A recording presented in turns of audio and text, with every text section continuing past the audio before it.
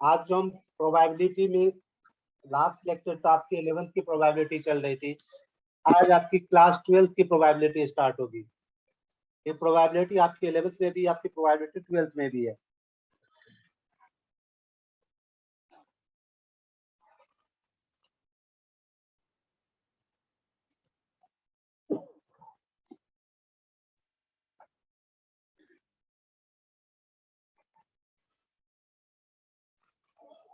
चलिए, binomial theorem on, आपके chapter में बाइनोमियल डिस्ट्रीब्यूशन करके चैप्टर होगा टेक्स्ट बुक में। गुड इवनिंग बेटा। Binomial theorem on probability.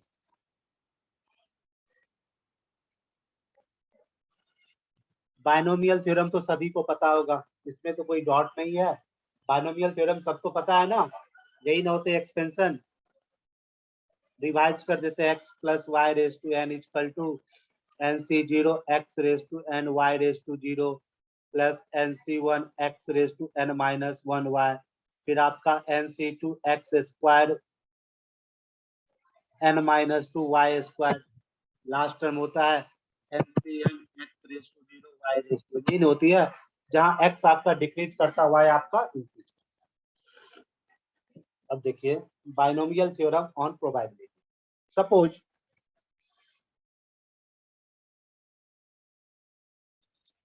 a binomial experiment,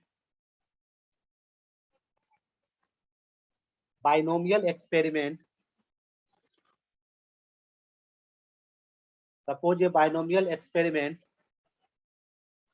has probability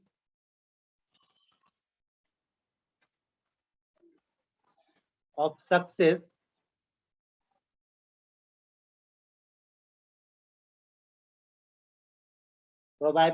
success p, यानी उसके सक्सेस होने की प्रोबेबिलिटी p है, एंड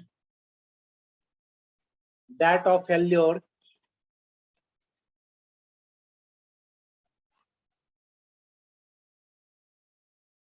q, यानी उसकी किसी भी एक्सपेरिमेंट की सक्सेस होने की प्रोबेबिलिटी p है, फेल्योर होने की प्रोबेबिलिटी है q। It means we can say that p plus q equals to 1 ना बेटा। अगर किसी की मान लो पास करने की प्रोबेबिलिटी 70% है, तो फेल करने की 30% ही हुई ना, क्योंकि दोनों के मिला के 1 होना चाहिए, बात हमेशा ध्यान रखिएगा। Success plus failure it equals to 1 होनी चाहिए। If E be an event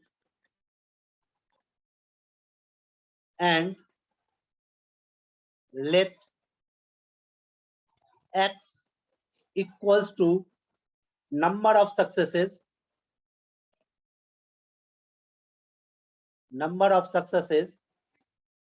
या number of times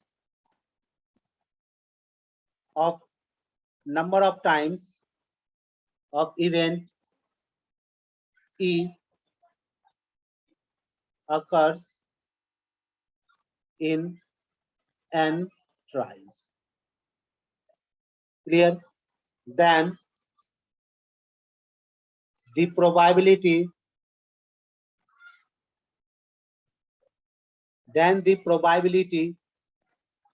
of occurrence of event E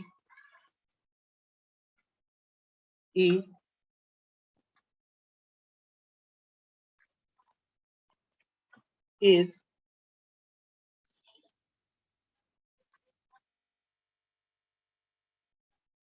P equals x equal to R, इसको या ऐसे भी डिनोट करते हैं PR, and is equals to NCR P raise to R into Q raise to N minus R। Correct ना? ये formula है। PX raise to R, PX equals to R और PR से भी डिनोट करते हैं, and equals to NCR P raise to R into Q raise to N minus R। जिनको binomial theorem थोड़ा पता है, मैंने बताया भी है, जनरल टर्म का फॉर्मूला क्या होता है? NCR X raise to N minus R into Y minus R. Just like X की जगह पी जाएगा और वाई की जगह आर जाएगा, where R equals to 0 1 2 dot dot N. Clearly ये फॉर्मूला आप लोग देखे भी होंगे।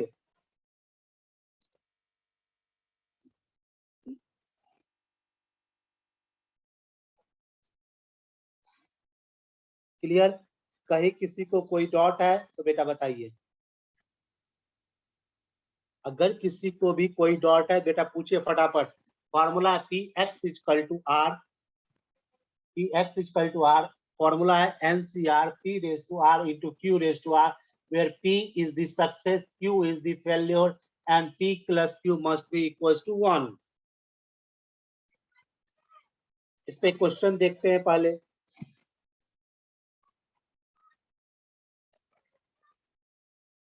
if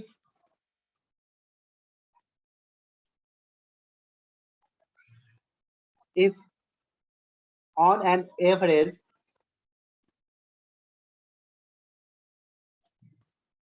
out of 10 ships,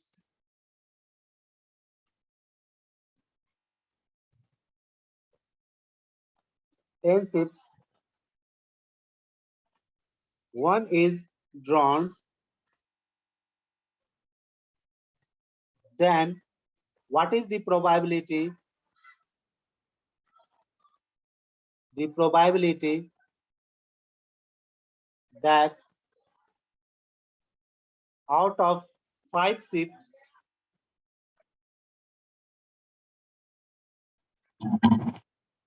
at least 4 reach safely.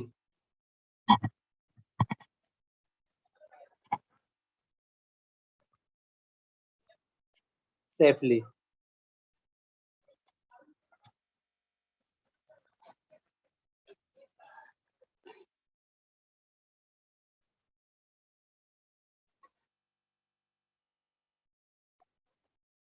बताते बेटा सक्सेस कैसे पहचानते हैं, बताते हैं आपको।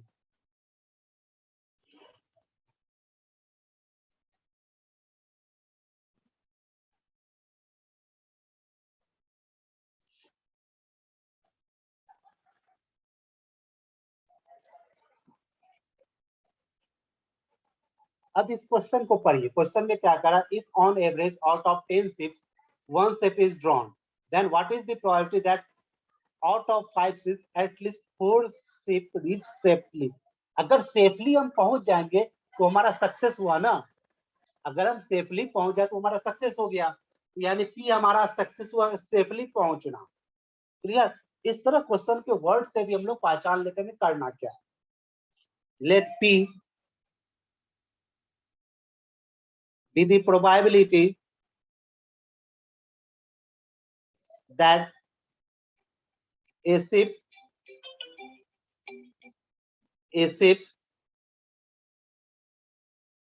reaches safely। करेक्ट ना? आप क्वेश्चन पे ध्यान दीजिएगा तो आपको पी समझ में आ जाए। हमें रीच को क्या करना है? सेफली पहुंचाना है। तो पी हमारा सक्सेस, मतलब कोई शिप अगर सेफली पहुंच जाए तो हमारा सक्सेस हो गया, सेफली नहीं पहुंचे तो हमारा फेल्योर हो गया। देयरफॉर पी हमारा क्या है? Out of 10 ship 1 ship is drawn, यानी 10 में से 9 शिप तो सेफली पहुंचता है, यानी पी क्या हो जाएगी? 9/10। अब बेटा क्यू क्या हो जाएगा?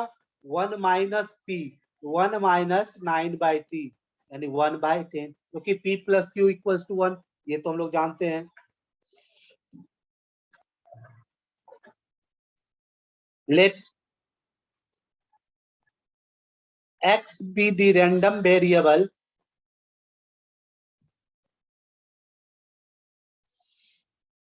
x be the random variable showing the number of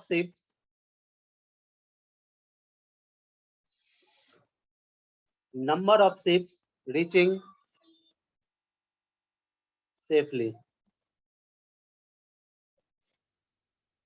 अब हमारे पास क्या होगा? एटलीस्ट 4 रीच सेफली ना।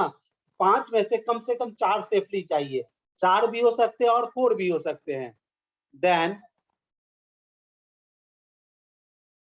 क्या होगा, P X equal to 4 plus P X equal to 5, दोनों की में वैल्यू निकालनी पड़ेगी ना। क्या कर रहा है, एटलीस्ट 4 विथ सेफली, अगर 4 सेफली पहुंचे, एटलीस्ट 4 है तो 5 का 5 भी तो सेफली पहुंच सकता है ना। आपके दोनों प्रोबेबिलिटी फाइंड करना है, P X equal to 4 and P X equal to 5, यानी P X equal to 4 plus P X equal to 5। देखिए पी एक्स इजकल टू 5 क्या हो जाएगा, एन, एन क्या है यहाँ पे 5, 5 CR यानी 5C4, पी क्या है 9/2 की raise to R into 1/2, 5 minus 4 क्या हो जाएगा 1। अब पी एक्स 5 क्या हो जाएगा 5C5 9 की पावर 10 की रेशियो 5 अपॉन 1/10 की पावर 5 माइनस 5, ये हो जाएगा 5C4 इंटू 9 अपॉन 10 की पावर 4 इंटू 1/10 प्लस 5C5 तो 1 ही हो जाएगा, इसमें कोई प्रॉब्लम नहीं है, 9/10 की पावर 5 इंटू 1। अब इन सभी क्वेश्चन को हम लोग सॉल्व करके इजिली दे सकते हैं सॉल्यूशन। तो हम क्या कर सकते हैं, 9/10 की पावर 4 कॉमन कर ले तो 5C4 की वैल्यू क्या हो जाएगा बेटा 5 हो जाएगा, 5 इंटू 1/10 प्लस 9/10 तो हो जाएगा 9/10 की पावर 4 इंटू 14/10, तो 9 raise to 4 into 14 into 10 raise to 5, ये आपका आंसर हो जाएगा।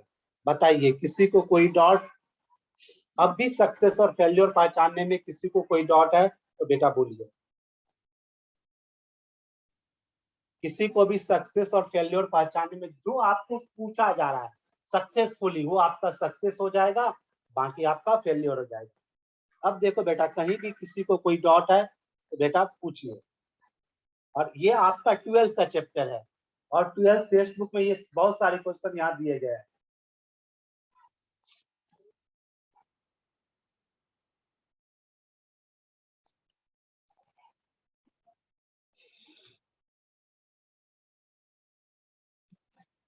एक और क्वेश्चन देखिए,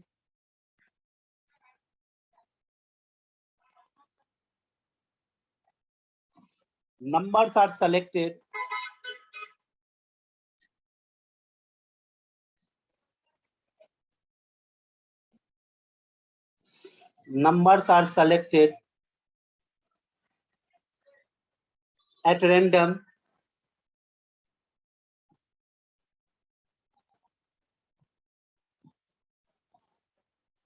one at a time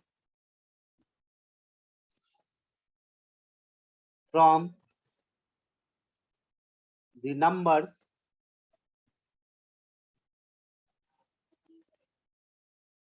0 0 0 1 0 2 dot dot 9 9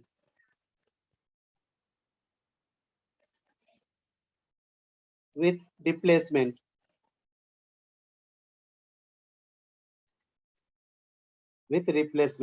and even if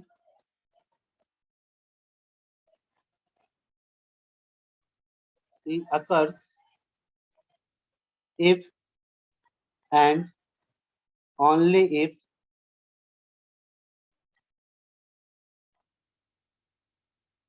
the product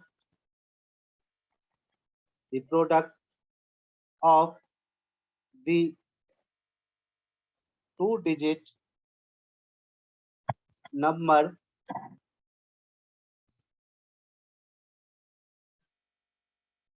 product of 2-digit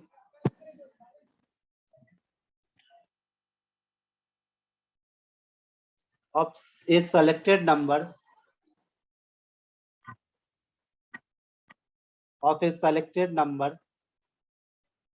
is 18. If 4 numbers are selected,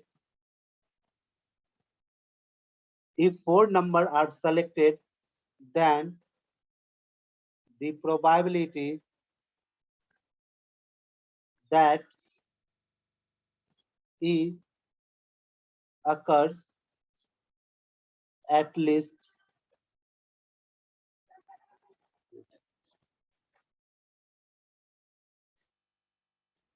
question पढ़िए।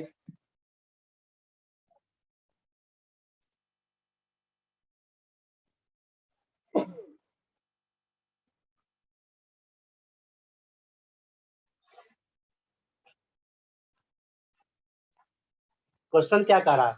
Numbers are selected at random one at a time from the numbers 0 यानी 0 से लेकर के 99 तक with replacement an event E occurs if and only if the product of two digits of a selected number is 18.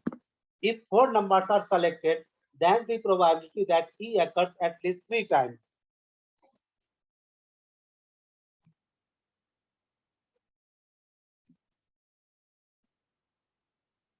Question लंबा है, solution कैसा होगा और लंबा। देखिए, सबसे पहले हमें यह ध्यान देना होगा प्रोडक्ट 18 है, तो 0 से लेकर 99 में ऐसे कितने नंबर है जिनका प्रोडक्ट 18 है, ये करते हैं हम लोग। Out of the number 00 to लेकर 99,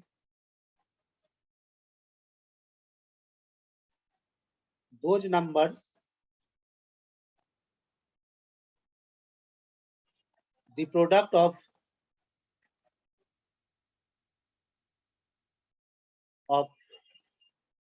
whose digit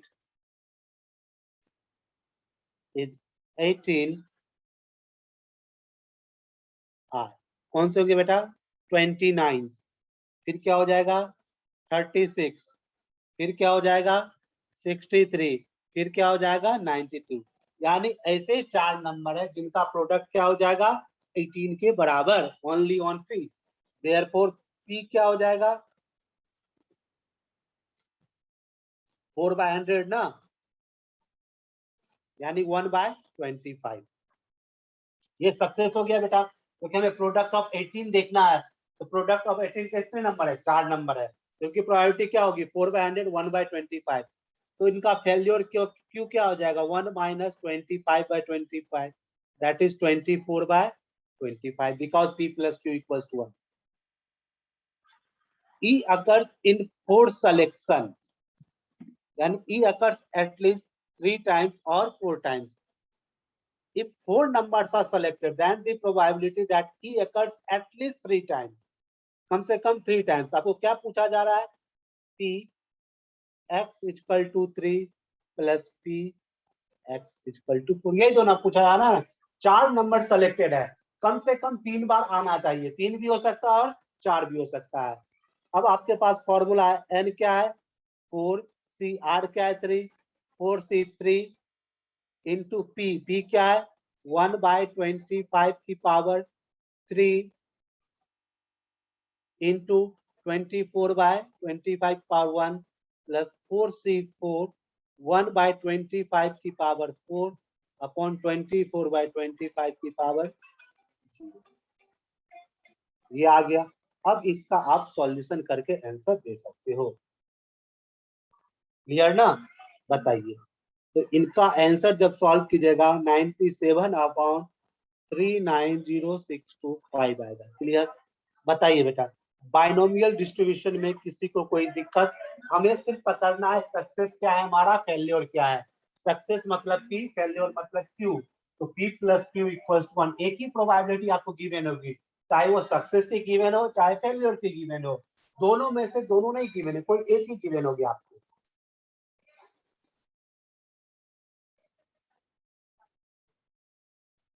क्लियर? और किसी को कोई डाउट है बेटा बोलिए। नहीं ना?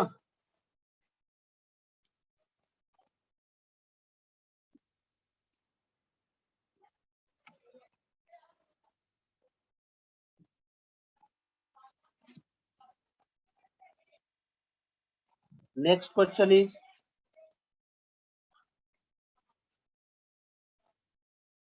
a man takes a step forward with probability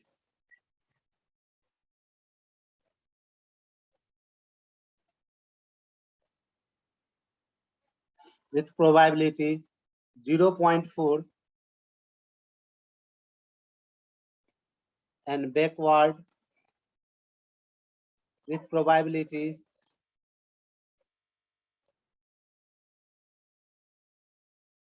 0.6, then find the probability that at the end 11 steps, at the end of 11 steps, he is one step away from the starting point.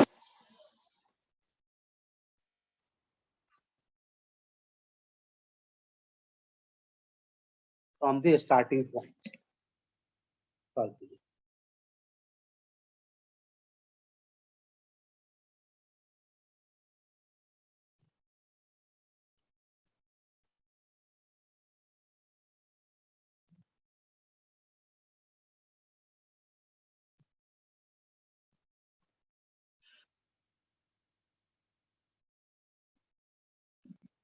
Solve कीजिए. Question पढ़िए ढंग से बेटा.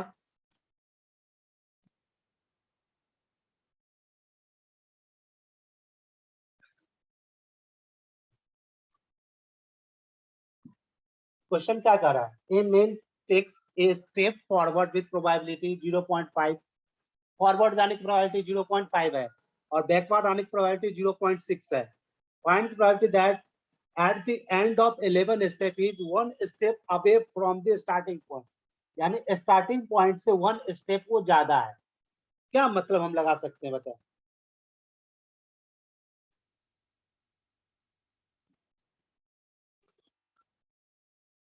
बताइए इसका क्या आप meaning लगा सकते हो? One step from starting point mean हम दो ही कंडीशन. नंबर फर्स्ट ये बना सकते हैं, man has taken 6 steps forward and 5 steps backward.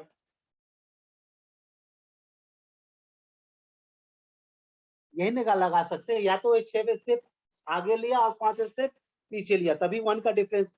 या एक और कंडीशन हम ये बना सकते हैं, जो मैन है टेकन 5 स्टेप फॉरवर्ड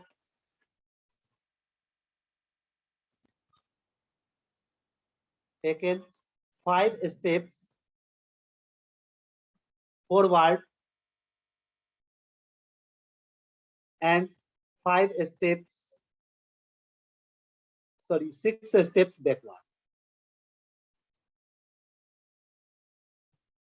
इसके अलावा कोई कंडीशन 11 में यही बनेगा ना.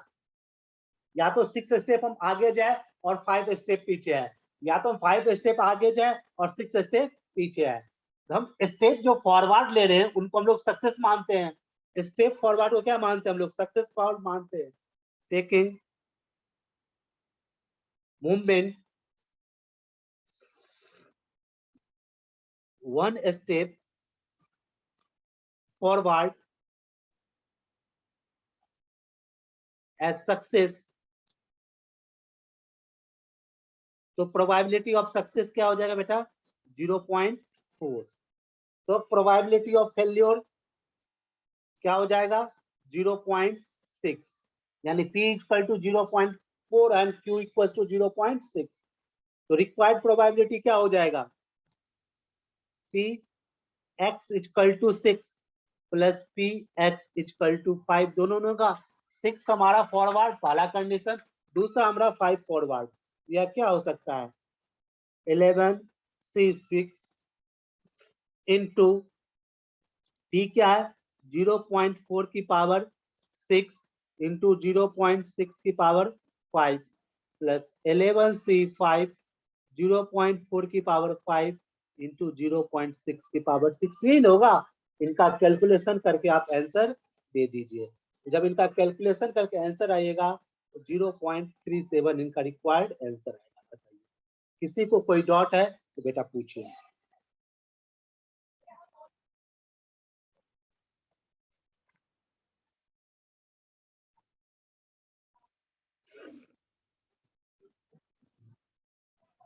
क्लियर ना? ये आपके टेक्स्ट बुक में भी है, वहां भी आपने पढ़ा भी होगा इस टाइप के पैटर्न को।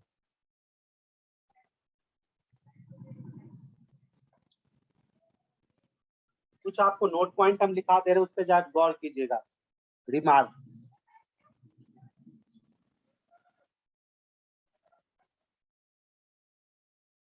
Number first, the probability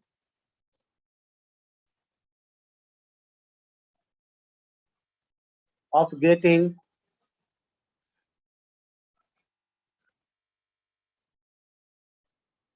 at least k success, at least k success मतलब क्या होगा, px must be greater equal than 4k ना। जैसे कुछ क्वेश्चन है एटलीस्ट 3 एटलीस्ट 4 हम लोगों ने सॉल्व किया ना। Clear? Second, the probability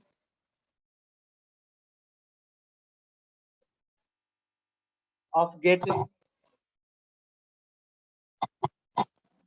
at most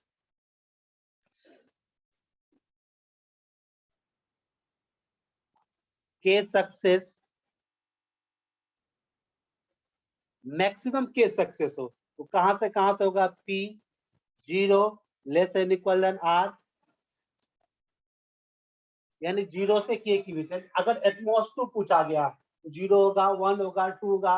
at most 3 पूछा गया तो 0 होगा, फिर 1 होगा, फिर 2 होगा, फिर 3 होगा। एटमोस्ट में जहां तक पूछा गया है 0 से लेकर वहां तक, एटलीस्ट में जहां मिनिमम पूछा गया वहां से लेकर के मैक्सिमम n तक होगा। इस बात का ध्यान रखिएगा।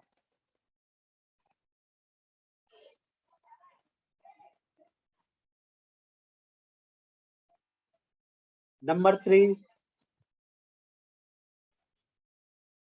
the probability distribution of random variable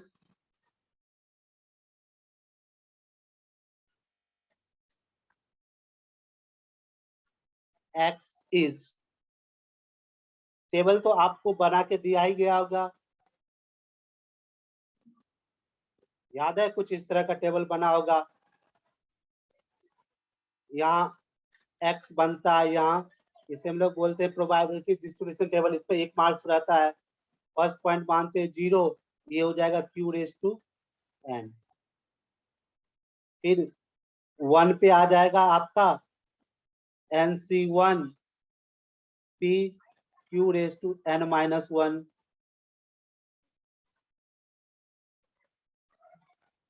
फिर 2 पे आ जाएगा आपका nc2 p square q raise to n minus 2। याद आया कुछ टेबल? इसी तरह ये चलता रहेगा। सिमिलरली जब n पे आएगा तो ये क्या हो जाएगा, n p raise to n। यही ना? ये प्रोबेबिलिटी डिस्ट्रीब्यूशन टेबल होगा जो आपने बोर्ड लेवल पे बहुत ही अच्छी तरह पढ़ा होगा। और यहाँ पे कभी कभी क्वेश्चंस आ जाते हैं, वो हम आपको नोट करा देते हैं। सीईटी में तो पूछेंगे, भूलते भालते जेई में भी आ जाता है। The mean, the variance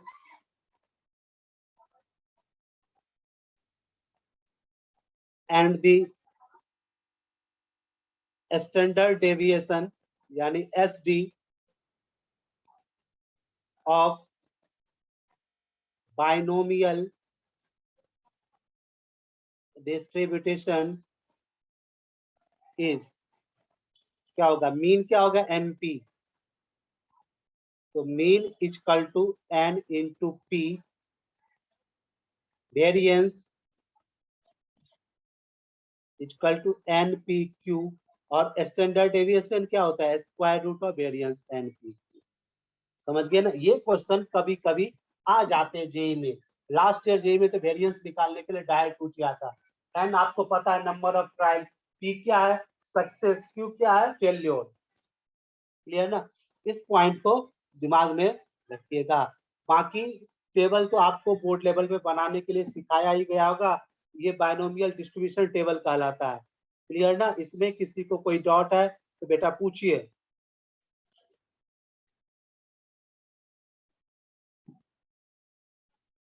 clear, anyone, किसी को कोई डाउट है तो बेटा पूछिए।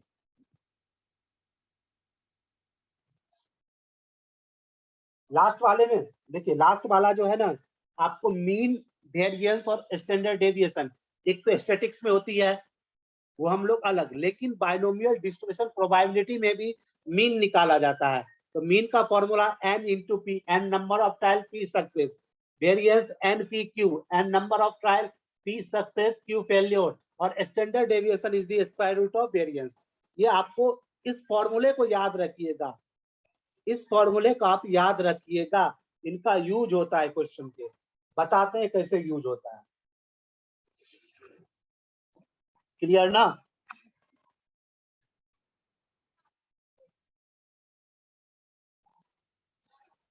The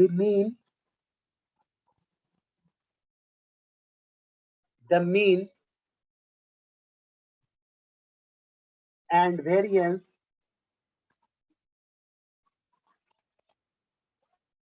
of a binomial distribution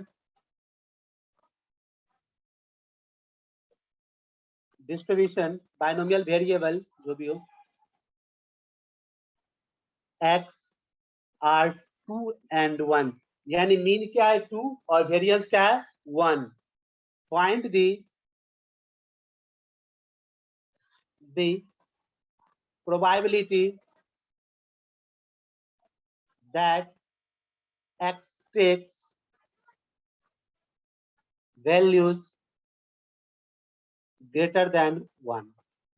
The mean and variance of a binomial variable x are 2 and 1. Find the probability that x takes value greater than 1. अब देखिए आपका बेटा सॉल्यूशन कैसे निकालते हैं। मीन आपका क्या दिया गया है 2, हमने अभी जस्ट मीन का फॉर्मूला क्या दिया है np इक्वल्स टू 2, और वेरिएंस क्या दिया हमने npq, क्या दिया गया क्वेश्चन में 1, तो np इक्वल्स टू 2 दिया गया है। क्लियर ना, तो np की वैल्यू अगर हम यहाँ डालें 2q इक्वल्स टू 1, तो q क्या बेटा निकला हाफ मेरा। अब आप बताइए p प्लस q होता है हमेशा 1 के बराबर होगा, तो p क्या होगा 1 माइनस 1/2, क्या निकला हाफ। क्लियर ना, अब यहाँ से n की वैल्यू आ जाएगी, तो n इंटू पी क्या निकला half equal to 2, n equal to क्या निकला 4, n क्या निकला हमारा 4, p क्या निकला हाफ, q क्या निकला हाफ। अब आपसे क्या पूछा, probability that x takes greater than 1, यही ना, x टेक्स ग्रेटर देन 1, हमें क्या फाइंड करना है, p x greater than 1 equals to क्या होगा, p x equal to 2 plus p x equal to 3 plus p x equal to 4, ये तीन वैल्यू होगा ना ग्रेटर देन 1 में, 2 3 4, तो यहाँ क्या होगा 4c2 हाफ की पावर 2 इंटू हाफ की पावर 2 प्लस 4c3 हाफ की पावर 3 इंटू 1/2 प्लस 4c4 1/2 की पावर 4 इंटू 1/2। अब इनको सॉल्व कर लीजिए और आपको आंसर मिल जाएगा। क्लियर, किसी को कोई डाउट है बेटा बतलाइए।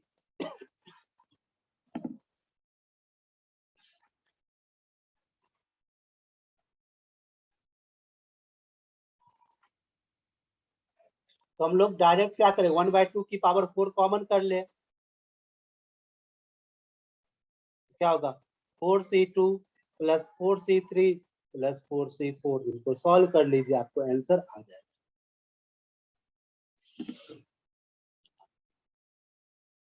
समझ गए बेटा, किसी को कोई डाउट है, यही इसीलिए यूज होता है मीन वेरिएंस, करेक्ट ना। तो मीन हमेशा शॉर्ट में याद रखिएगा, in binomial distribution, mean is NP, variance is NPQ, standard deviation is root under of variance. वो तो आप हमेशा पता ही आपको। किसी को इसमें कोई कंफ्यूजन है तो बेटा पूछिए।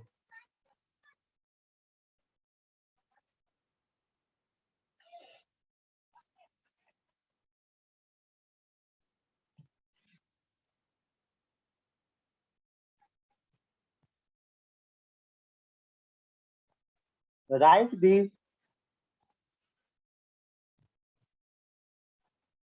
the probability distribution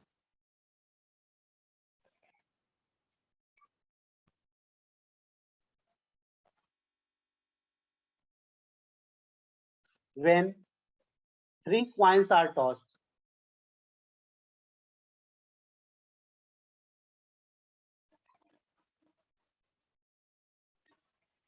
ये आपका बोर्ड का क्वेश्चन मैंने रखा है, बोर्ड का टेक्स्ट बुक का क्वेश्चन है।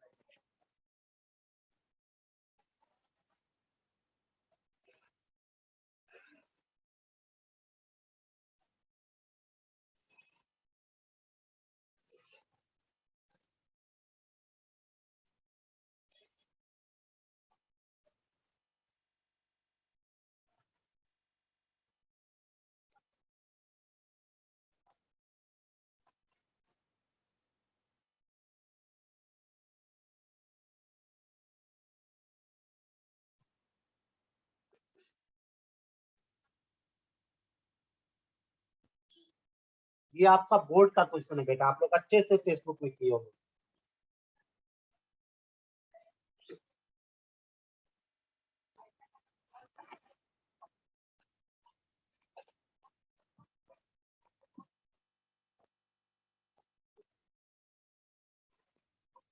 सबसे पहले 3 क्वाइन है ना, तो पी एक्स इजकल टू 1, यानी कि probability of occurrence of one head, probability of one head. तो क्या हो जाएगा, पी हेड टेल टेल, फिर पी टेल हेड टेल, फिर क्या होगा, पी टेल टेल हेड, यही होगा। 2 टेल और 1 हेड। हेड का प्रोबेबिलिटी क्या होता है, 1/2। टेल भी क्या होगा, 1/2 इंटू 1/2, यही ना। तो प्लस फिर 1/2 1/2 1/2, फिर प्लस 1/2, क्योंकि जब टॉसिंग ऑफ ए क्वाइन होगा हेड की प्रोबेबिलिटी भी हाफ, टेल की प्रोबेबिलिटी हाफ। तो 1/8 plus 1/8 plus 1/8 equal to 3/8। Clear?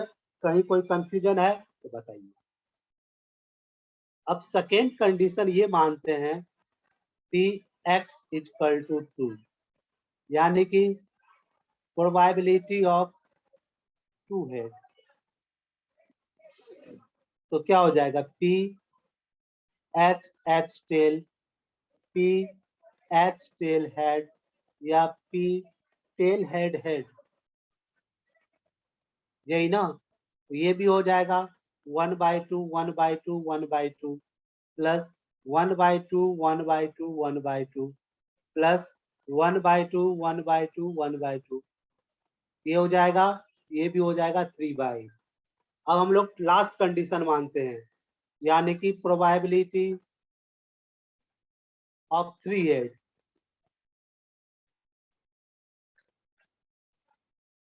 ये तो एक ही बार आएगा ना, हेड हेड हेड, इसके अलावा यानी ये आ जाएगा 1/8।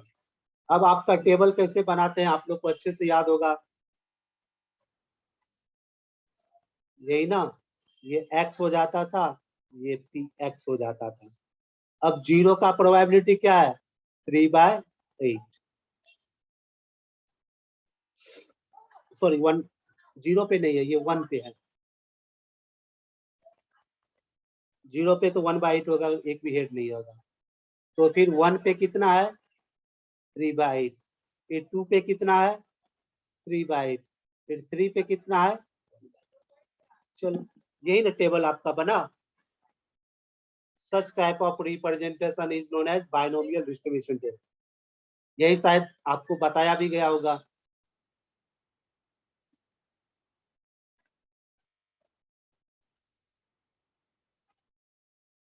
हाँ बिल्कुल, अगर आपको क्वेश्चन पूछा गया है कॉइन अगर टॉस होगा 3 टाइम्स, अगर टेल नहीं ले लेंगे यानी 3 टाइम हेड ही आया ना, आप केवल एक ही कंडीशन मान रहे हैं।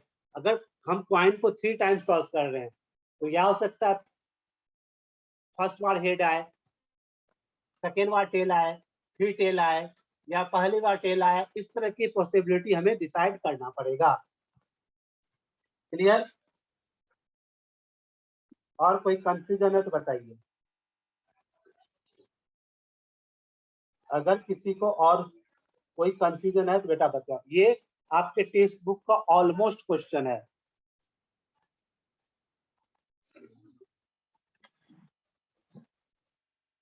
एक क्वेश्चन नोट कीजिए।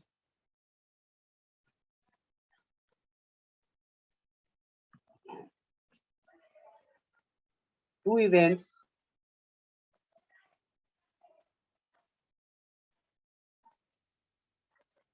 A and B have probabilities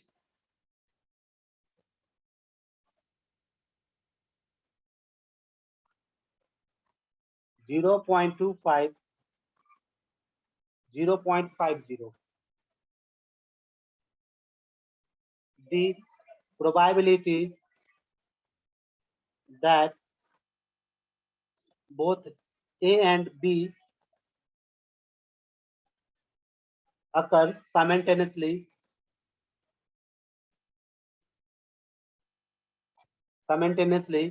is 0.14. Then the probability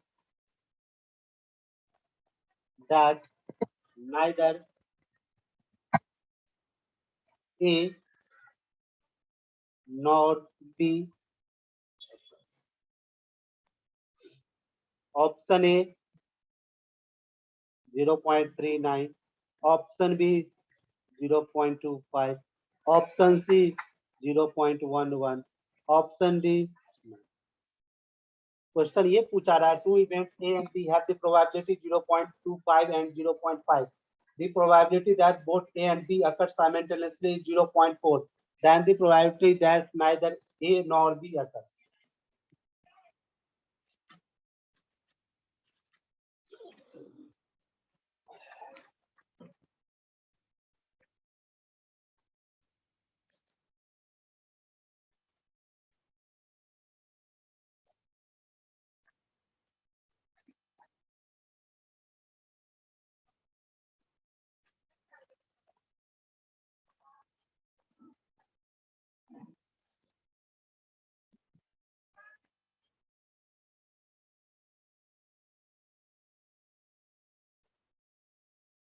आ जाए बेटा आंसर,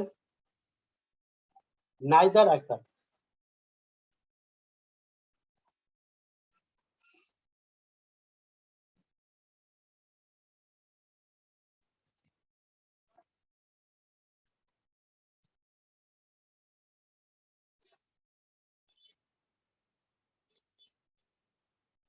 आपको क्या गिवन है, पी ए दिया गया है 0.25, पी बी दी गई है 0.5 एंड बोथ यानी इंटरसेक्शन हमें दिया गया intersection B equal to 0.15। हम लोग ए यूनियन बी निकाल लेते हैं, क्या होगा, P A plus P B minus P of A intersection, यही होगा ना।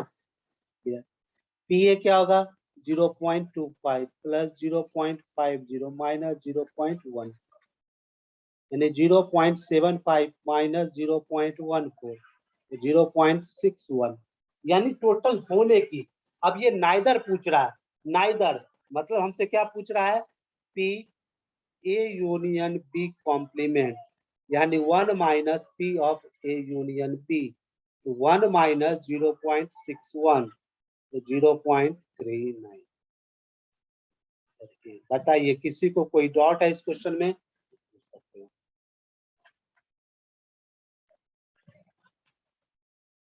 अगर किसी को कोई डाउट है बेटा पूछो।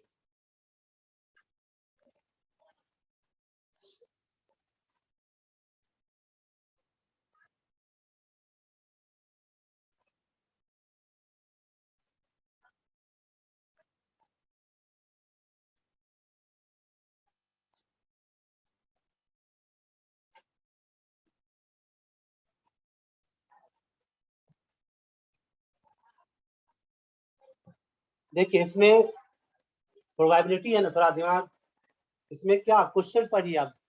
इवेंट्स ए एंड बी दोनों की प्रोबेबिलिटी दिया गया है साइमल्टेनियसली, मतलब इंटरसेक्शन। साइमल्टेनियसली दोनों एक साथ, जब एक साथ आते हैं हमें इंटरसेक्शन आता है। देन द नाइदर अकर, यानी एक साथ नहीं होनी चाहिए, हमें यूनियन को माइनस करना पड़ेगा, कंप्लीमेंट ऑफ यूनियन हमें फाइंड करना पड़ेगा। इन सब चीजों को थोड़ा ध्यान रखोगे ना तो हो जाएगा, इसमें कतई कोई प्रॉब्लम नहीं है बेटा। क्लियर? क्वेश्चन एक दो बार पढ़िएगा फिर समझिएगा, ऑलरेडी आप करने लगिएगा। फर्स्ट टाइम में थोड़ी दिक्कत होती है।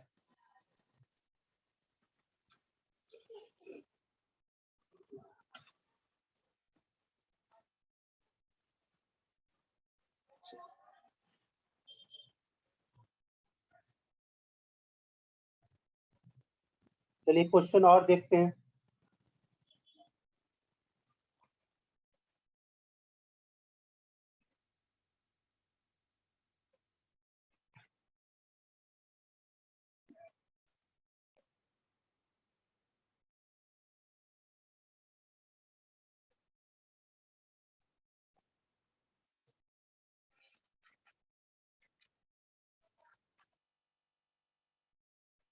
एक क्वाइन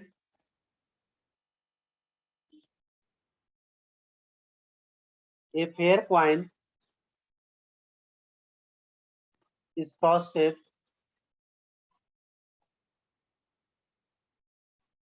if tail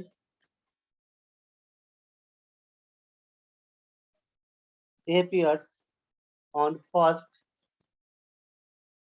4 tosses.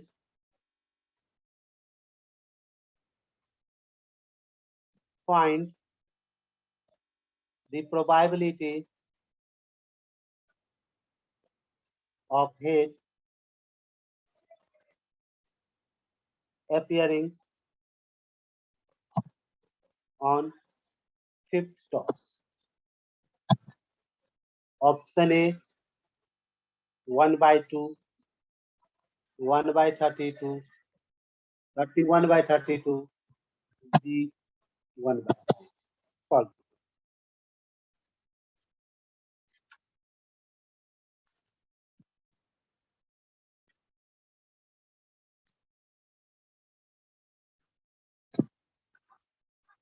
चलिए क्वेश्चन का आंसर दीजिए, बताइए। हमेशा याद रखिएगा जब भी इवेंट आपका इंडिपेंडेंट हो, क्योंकि हेड और टेल आने के लिए किसी पे डिपेंड नहीं है, प्रोबेबिलिटी इज ऑलवेज हाफ। जब भी आपका इवेंट इंडिपेंडेंट हो ऑलवेज आंसर इज हाफ, इस बात का दिमाग में रखिएगा। इवेंट क्योंकि टेल हेड पे डिपेंड नहीं, ऐसा नहीं है अब टेल आएगा तो हेड आएगा, इसकी कोई गारंटी नहीं। If the event is independent, event independent है ना, तो हेड आए या टेल है प्रोबेबिलिटी ऑलवेज हाफ ही होगा, इसमें कहीं कोई डाउट नहीं है। क्लियर?